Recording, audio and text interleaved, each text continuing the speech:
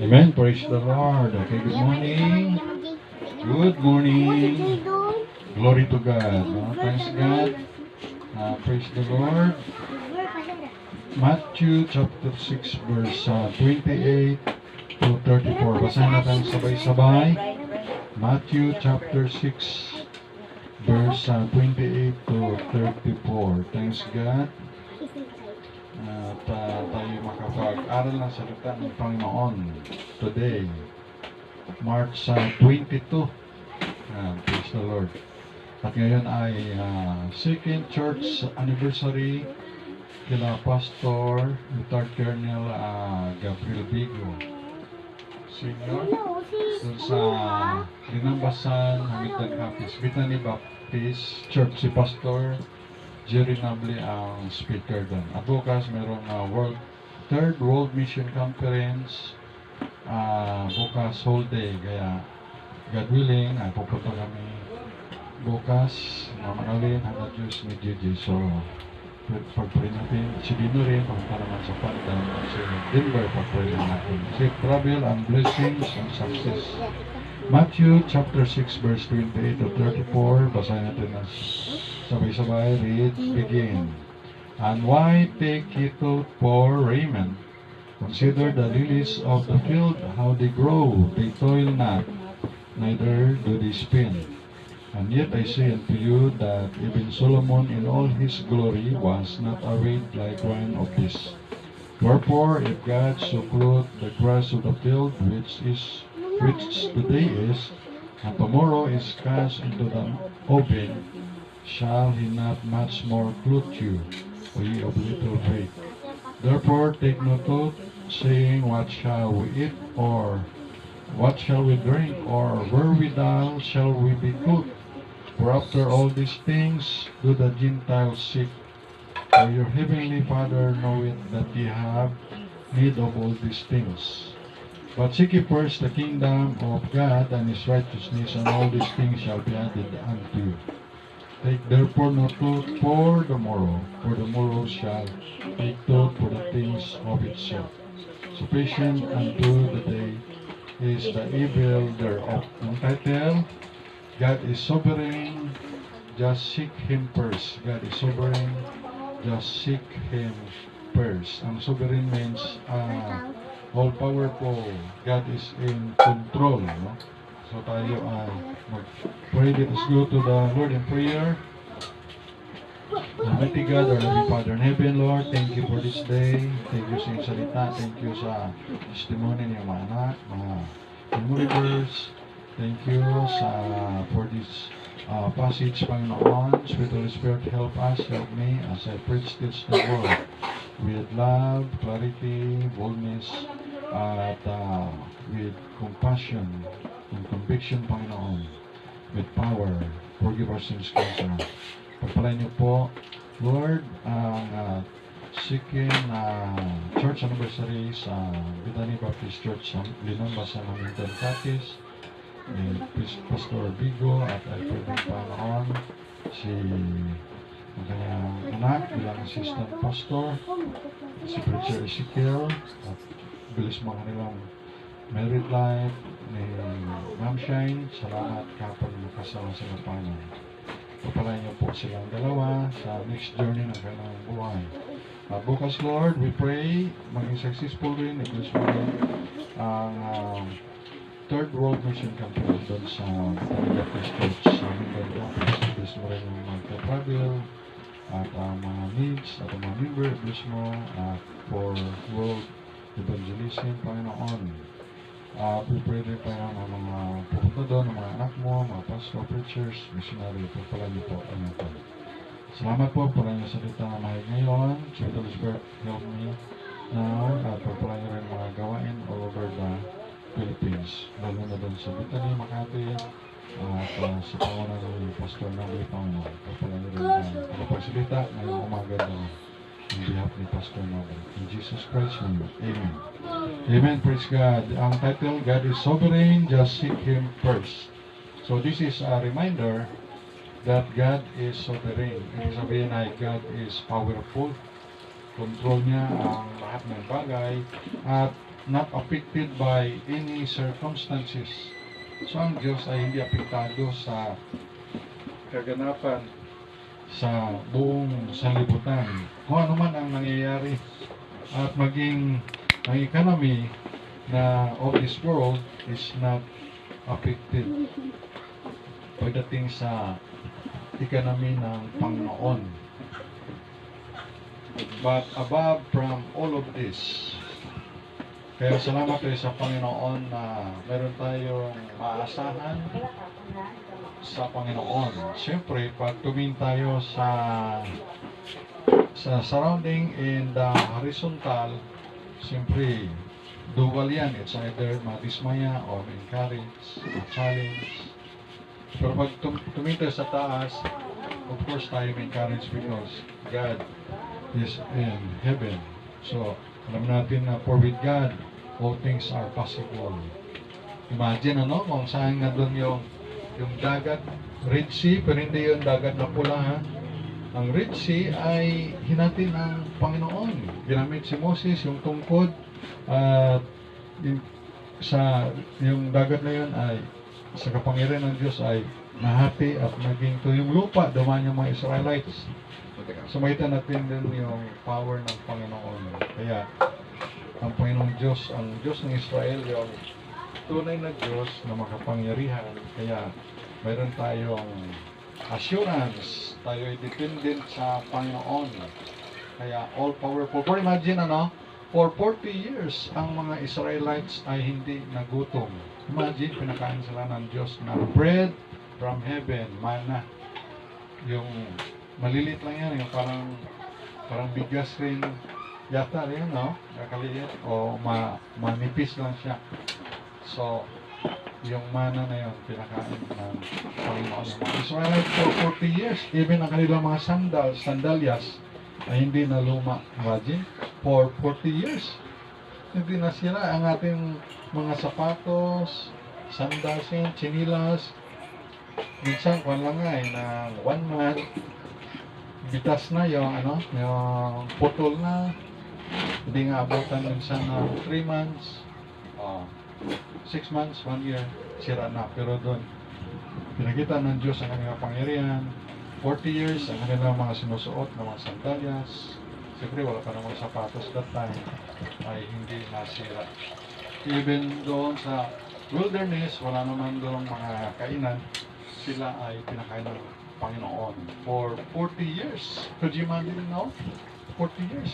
Sinuplayan ng Panginoon ang kanilang mga needs sa pagkain, yung karne, yung pugo. Binigyan rin ng Panginoon. So, ganun ka, sovereign or powerful ang Diyos natin. Kaya, not affected by any circumstances, happenings, economy of the world, but above from all of this, ang Panginoon. So God is sovereign, makapangyarihan, just seek Him first. Unahin lamang siya.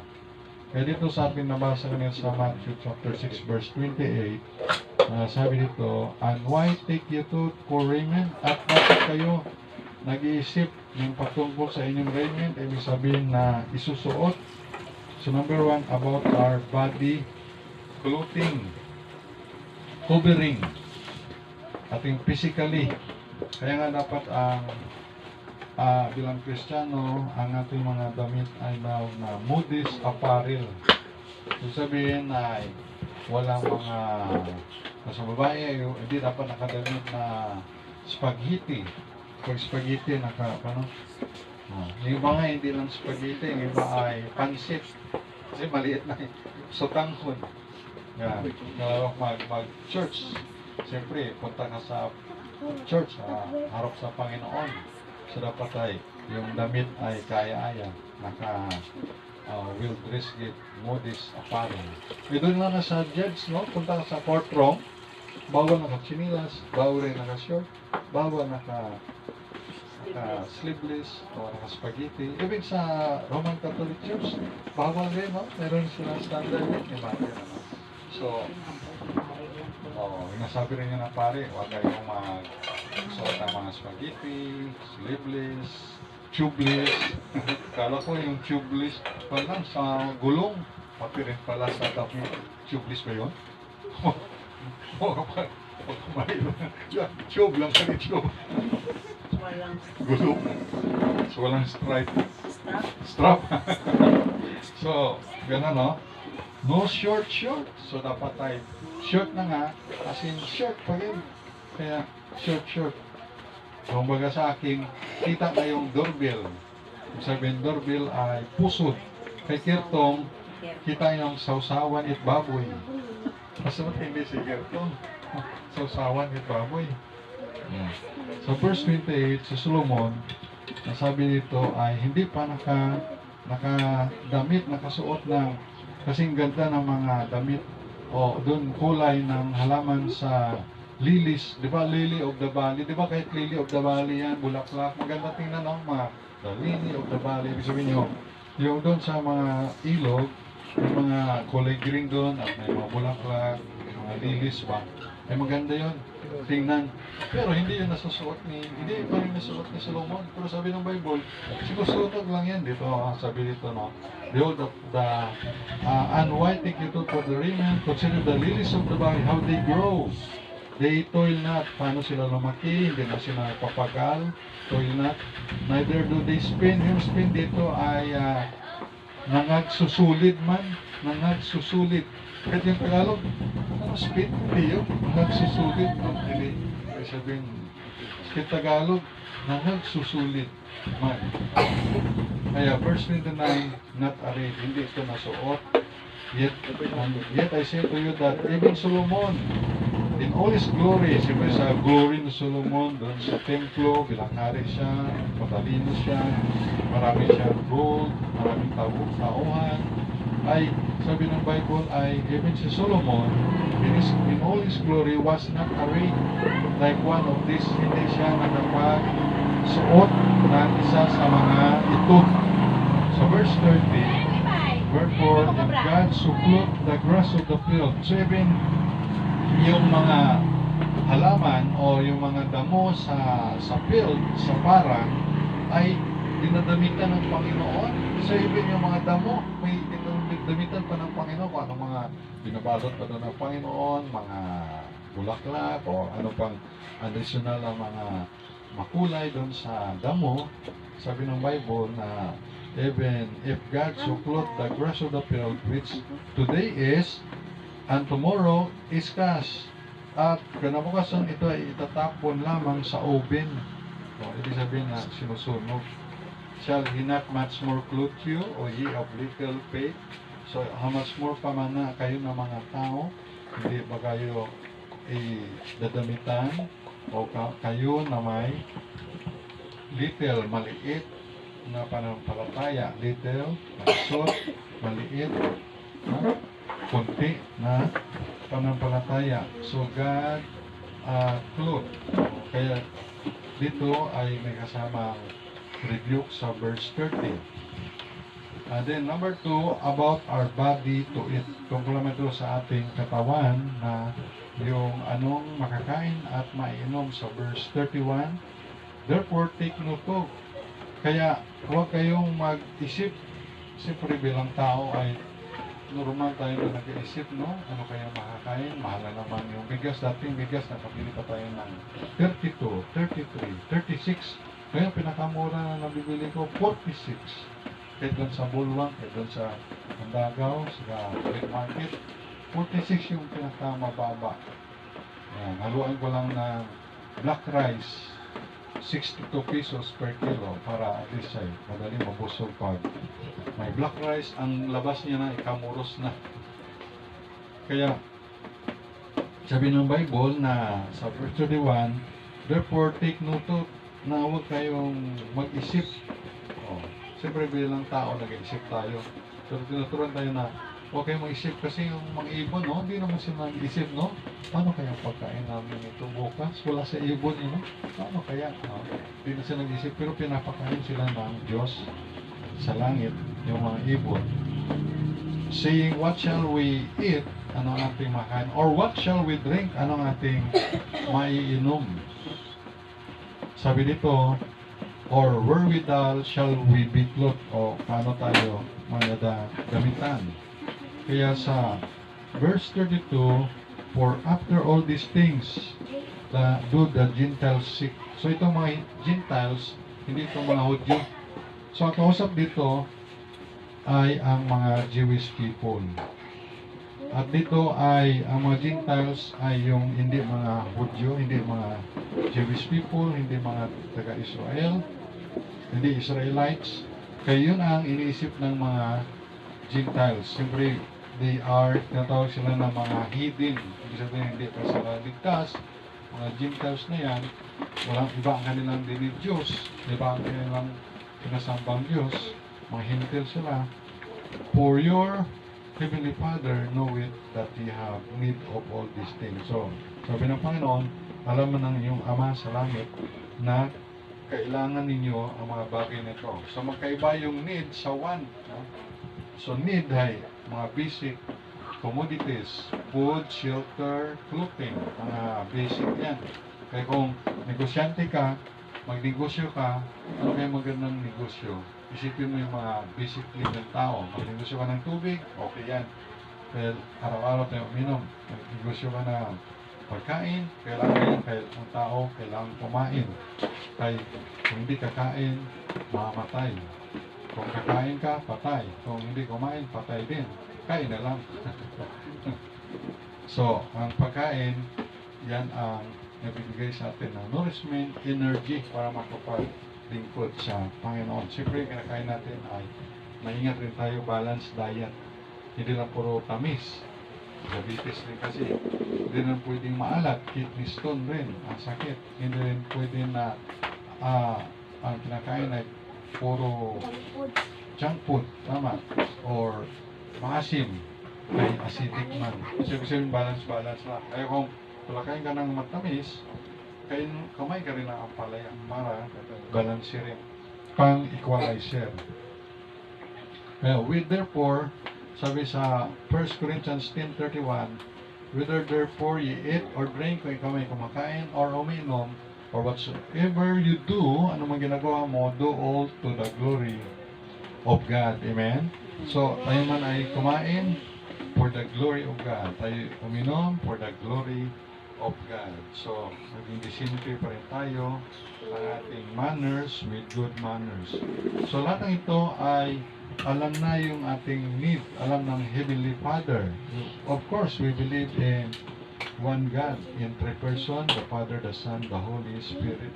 Kaya alam ng Panginoon yung need natin at yun ay binibigay ng mga basic needs natin. Pagdating sa clothing, sa pananamit, bastante tayo. Pagdating naman sa food, may pagkain din naman tayo. Pagdating naman sa inom tubig, meron tayo. Social nangangay tayo. Dati ang ininom sa Awasa, water district lang na tubig. Pero ngayon, meron tayo mga Regent Spring, mga mineral water, no, di ba, no? Dati ay wala yan. So, meron tayo na tubig, pagkain, damit, bahay, meron tayo. Kahit hindi man natin ang lupa, pero binibigyan tayo ng Panginoon ng matitirhan. So, praise the Lord sa mga provision na iyan. So, iba naman kasi yung want, no? Yung want ay gusto mo lang to, gusto mo lang, want lang, gusto mo lang. Pero importante ay yung kung ano talaga yung need, pangangailangan talaga. At ito ay number 3, about our body to do. Ano man ang gagawin ng ating katawan? So, number 1, about our body clothing, covering. Tungkol sa physically natin. Of course, ang ating spiritual clothing ay yung righteousness ni Lord Jesus Christ. Put on the clothes. Yung, ibig sabihin, put on the new clothes of righteousness galing sa Panginoon sa Kristo. Number 2, about our body to eat and drink. And number 3, about our body to do. Anong gagawin ng ating katawan? Tandaan natin na tayo bilang tao ay tatlong bahagi tayo. Katawan, kaluluwa, espiritu.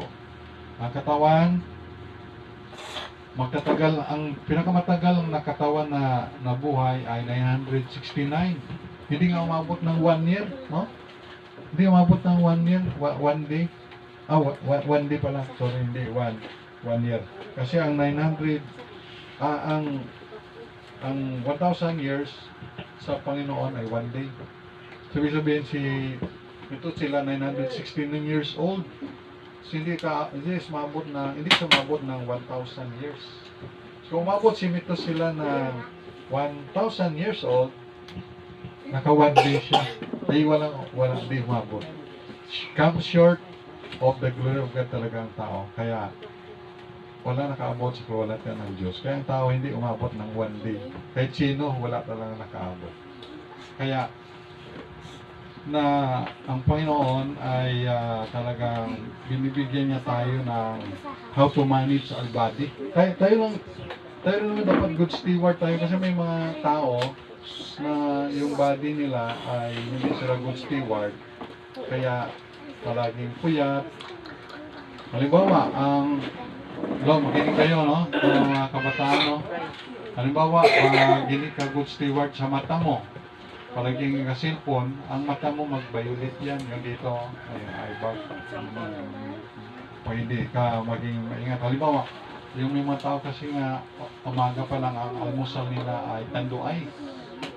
Pag tanduay ang almusal o libra, mga alak na kalasin, ay siyempre ang body nila ay makakasakit. So hindi sila good steward. Yung ba naman ay para sa sigarilyo. So talagang makakapan na sa baga, cancer.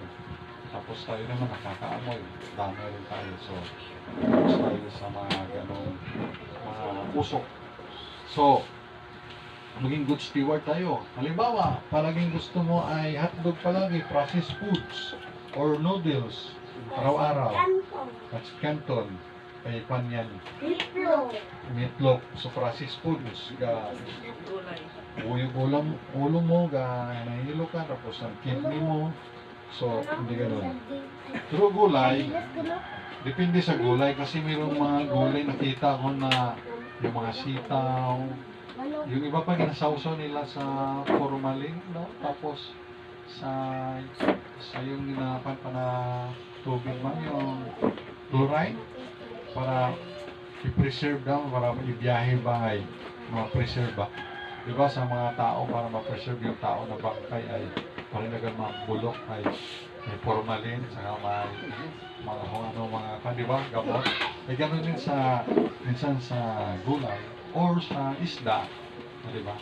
So minsan may mga, halimbawa, mayroong mga mangga na bago i-harvest pala yan, daming spray, mga dun sa Tigayo nun, ang pag-spray dun ay unang spray para pambulaklak. Sunod naman spray para sa pagpapust. Another spray para sa insekto.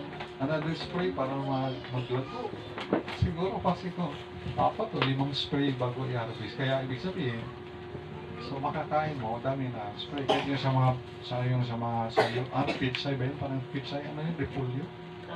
Cabbage, dami rin mga spray yan para mga insekto mapatay. So, ibig sabihin, kahit gulay yan, hindi kumain ng gulay para pampahaba ng buhay, pero minsan may mga spray. So, hugasan rin, mabuti. Okay? Pero maganda na gulay katulad na malunggay. Malunggay, walang spray yan. Papaya, kalabasa. Yan, maganda yung kainin. Yung mga paborito ni Pastor Nabli pala ay na langka. Ensalada, langka. Tinanong ko siya kagabi habang kumakain, tabi kami, praise the Lord. Privilege na katabi sa upuan, sa pagkain, sa reception, sa kasalan. Dati rin, pagpunta ko ng Bitani Makati, bago pumunta doon, atin ng conference, hanap ako sa palengke o saan ng langka na hinog. Wala talaga akong makita na mga langka, bihira, langka na mahinog, bihira lang. Pero paborito ka rin sa hindi ka rin may tanim na langka na paborito ni Sir Nabria. So may meron na hindi langka na luto, wala na, hindi na season. Ay, maganda sana madala dun sa Hamindan bukas, no? Kaya, hanap rin ako, baka mayroong mga katulad na mga banana chip o kamote chip na parang langka chip, wala rin. Rima. Rima, pero okay si Rima, no? Di ba ka lang kung gusto niya yung pastor yan. So, praise the Lord na maging kama tayo, yun, maging giver din tayo, makashare ng blessing. So, about our body to do, ay seek first. Anong gagawin nating body na ito?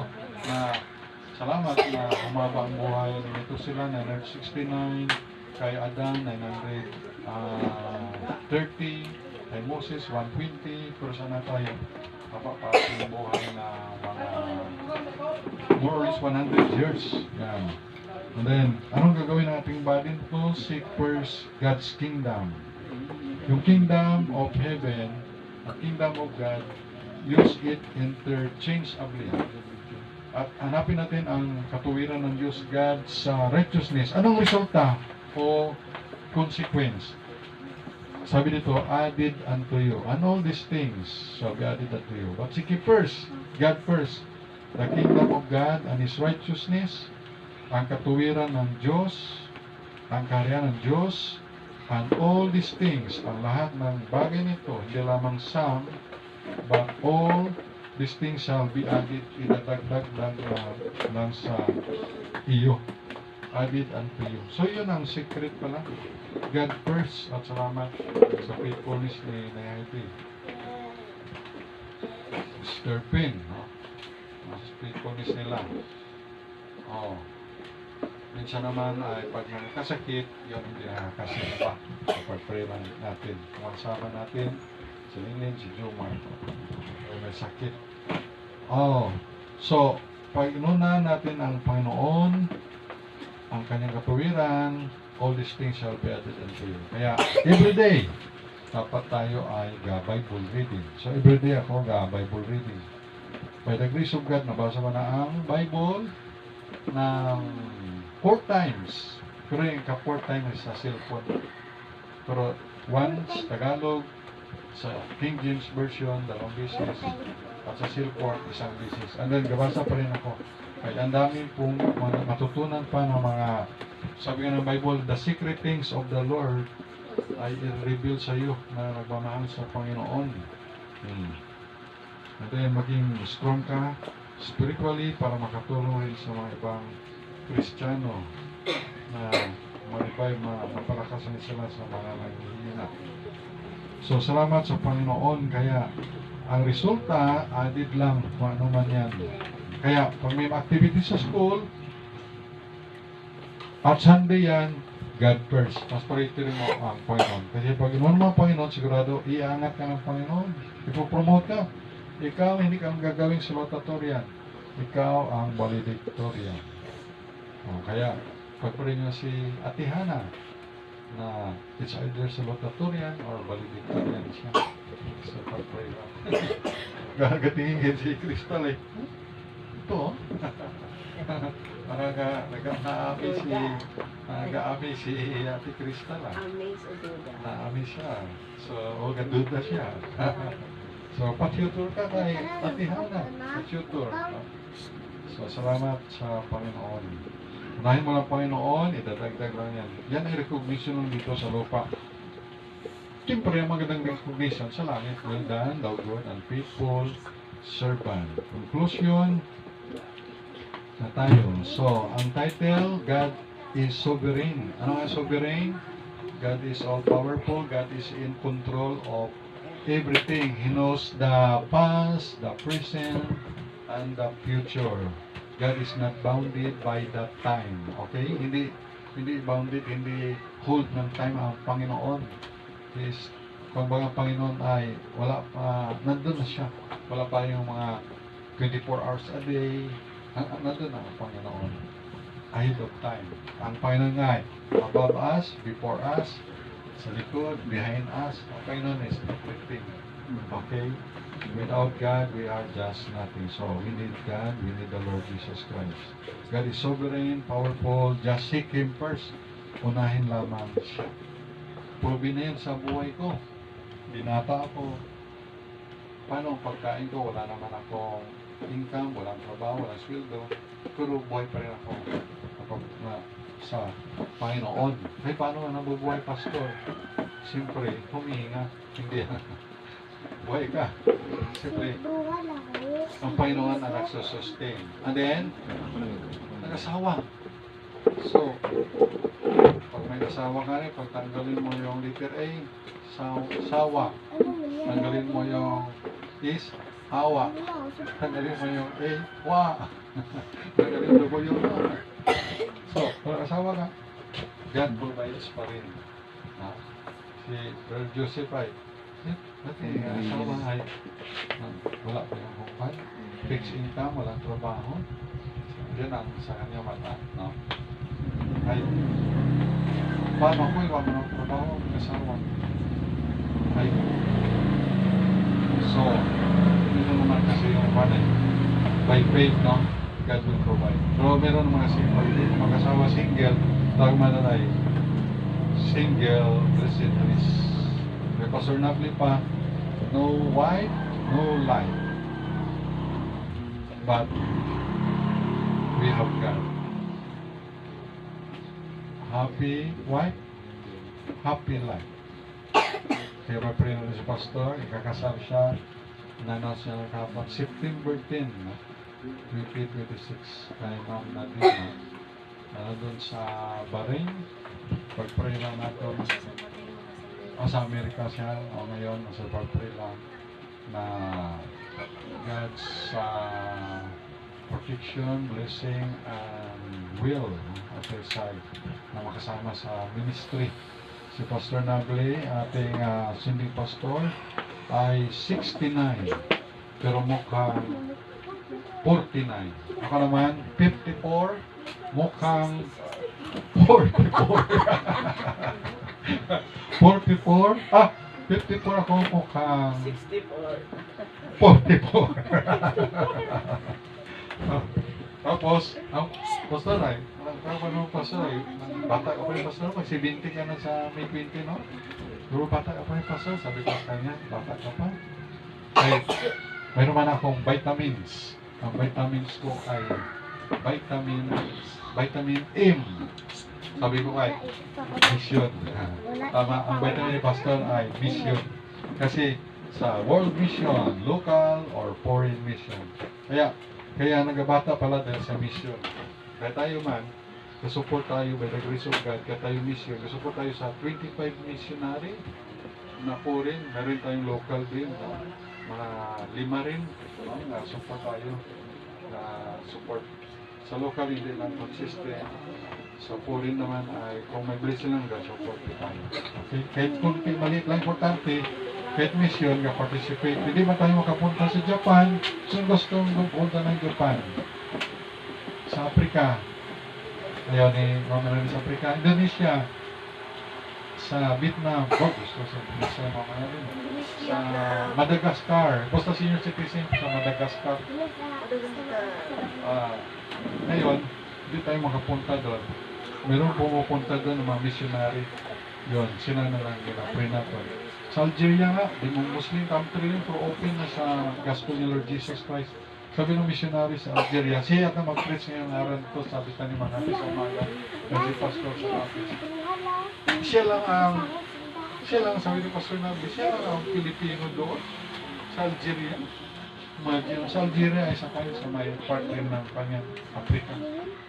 Imagine, siya lang yung missionary doon sa Algeria. Tapos sabi naman ng taga Bangladesh naman na missionary na graduate sa Bithany Makati. Ang Christian nandun sa Bangladesh, lang nga, hindi umaabot ng 18%. Kunti lang. Sabi ata po sila ang mission doon, sabi niya ay, please help us small laborers. Sabi kailangan para mga small laborers sa Bangladesh. Meron sa Algeria rin, may sa Japan. Hindi nga kabot ng mga 10% din no, 1%, mga 0.0, mga ganun lang, 0.0 pa. So, dami parang ministry, no? Dapat naabot. Hindi dito nga sa Aklan, 13 pa na bayan wala pang Bethany Baptist Church mission na gawain, no? Wala pa. So ang dami pa, kaya kayo ay mag-aral kayo mabuti, and then kung pag-aral kayo, maka-income kayo, sweldo nyo para sa pamilya nyo, sarili mo, at para sa Panginoon. So, unahin mo ang Panginoon, tithes, an offering o faith promise sa mission yan na ibigay mo para sa Panginoon. Kasi sa Panginoon naman yan. Kaya our body, ito ang gagawin ng ating body na to do, no? Ng ating body. So God is sovereign. Just thinking first about our body, clothing, covering. Number 2, about our body to eat and drink.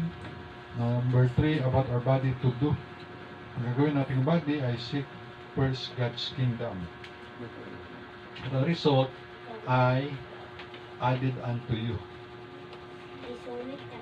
So, sabi ko nga sa inyo, asawa ko na, sa mama na rin, God provides. And then nagkaroon ng 2 anak, God provides pa rin. So, nakita nyo, no? Na basta unahin ang Panginoon ang nagbibigay. So, imagine, so first of all, kayo rin ay kasama rin sa gawain ng Panginoon at sama-sama tulong-tulong tayo. Kaya sa verse 34, Matthew 6:34, take therefore no thought, huwag mong isipin for the morrow shall take thought for the things of itself, sufficient unto the day is the evil thereof. So, ibig sabihin, no worry about tomorrow. Iba naman yung pinaglalaanan ng futures, pero yung ibang sekuliga, nag-invest sa education, ministry, sa business, savings, benefits nila sa SIS. Siyempre, para naman yun sa tomorrow na ma-sustain sa body. So, ang ibig kong sabihin dito na sa Bible na no, therefore take no thought for the tomorrow, ibig sabihin no worries. It's about no worries for tomorrow. Live one day at a time. Enjoy the blessings of the Lord. God bless us all. Let's pray.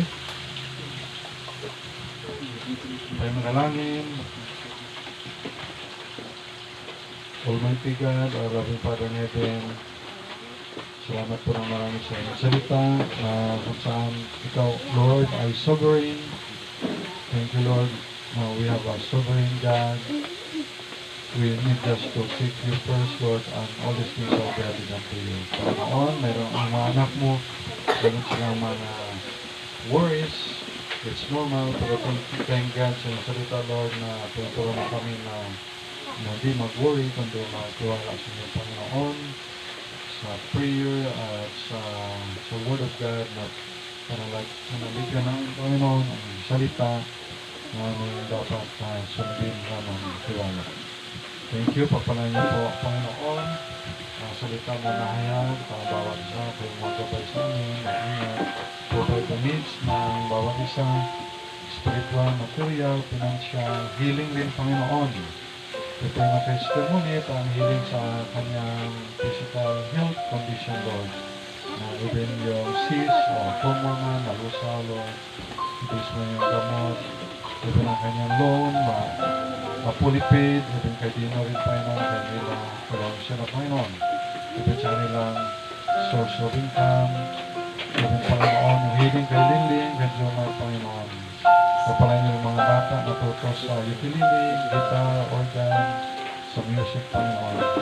Salamat rin sa sponsor pa sa youth camp sa April 23. Ito sa mga speaker, garin, Panginoon, ang mga speaker at mga tagapagsalita, Panginoon, mga pastor, bless them, at yung mga campers, providing needs para sa youth camp, sa yung asintol, sa kawain, Panginoon.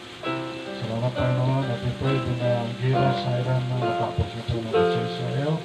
We pray ng gasolina, diesel, magbaba rin ang presyo, Lord. Thank you sa provision, Lord, sa harod lang, sa kabila. We pray kayo po mag-provide ng financial provision para sa graba, sa labor, marabit sa kasunod na kabila pa na para malaki ng pagyo dyan sa gilid, Panginoon. Prepare yung mga nabigyan ng gospel tracts na this month, 220 na 11 na po na tayo mag-go sa spiritual.